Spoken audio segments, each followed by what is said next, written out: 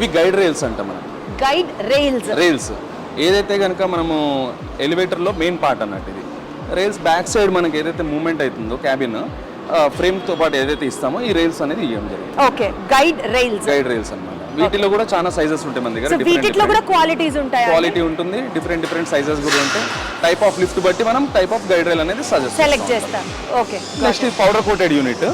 Powder coated మీకు ఇప్పుడు దాకా ఎస్ఎస్ అని అన్నాను, ఎంఎస్ అని అన్నాను. మైల్డ్ స్టీల్లో మనకి ఏ కలర్ కావాలంటే ఆ కలర్ మనం చూస్ చేసుకోవచ్చు అన్నమాట. ఈ పౌడర్ కోటింగ్ యూనిట్ అంతా మన దగ్గర రెడీ అవుతుంది. Okay okay okay.